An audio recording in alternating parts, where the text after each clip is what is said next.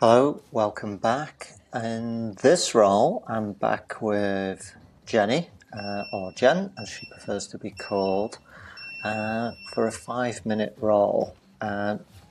Jenny is kind of preparing for a competition in a couple of weeks' time.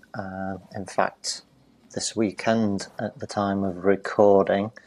And for this particular role, she had a bit of a focus to play more from her back, which she considers a weaker aspect of her kind of jiu-jitsu game at this point in her kind of journey. So that's what she's doing. She's making me work hard from her guard at this point in time. But I thought I'd also just talk about making mistakes. And that's in relation to what I'm doing here with Jen. I'm staying within a guard and not really working very effectively, if I'm honest, and if I'm critical. And again, I think that's an important quality that we need to develop as we go through our journey in jiu-jitsu, is to kind of have a positive critique of our practice. Because it's through that critique and reflection that we can actually grow and develop our game. So Jen here has 4 points of contact, a basic kind of dictum of jiu-jitsu. She's controlling pretty much everything here. She gets a collar grip now and is breaking my posture, and my grips, to be honest, are pretty ineffective. I'm just basically fighting to maintain balance and posture, and Jen is on the offensive pretty much with everything. She's got incredible connection and pressure via her legs, and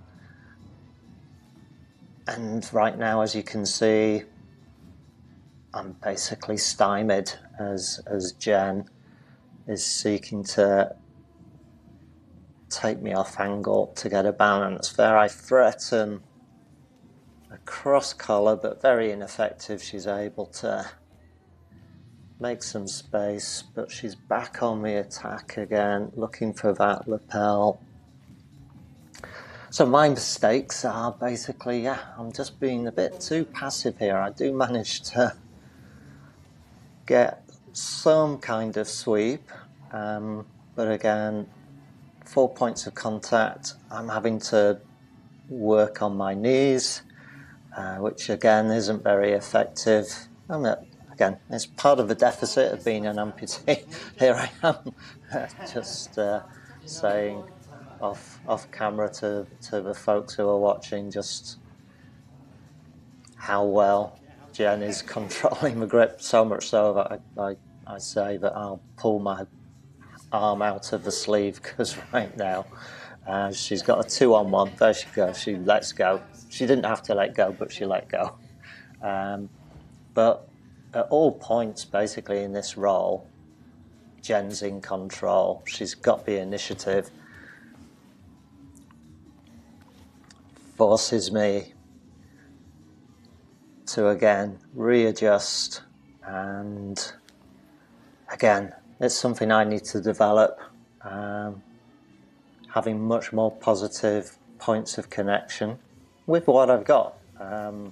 Again, one of the challenges I have as an amputee is that my right arm in many respects has to replace my right leg for mobility, and if it gets tied up, then I'm severely hampered. So although I got a bit of a pass, again, I'm not really effectively in control here. As Jen, once again, breaks free, recovers, and we're resetting. And again, she's in control.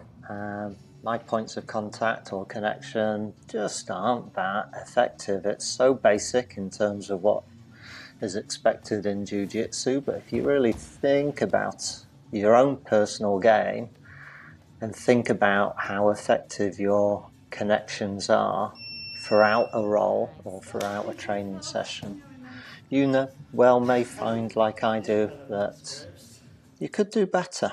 And that's the whole game of jiu-jitsu, is that we're getting real-time testing and hopefully reflecting and improving on that. So I hope that was useful. I hope that helps you think about how you might improve your game in jiu-jitsu. See you next time. Bye.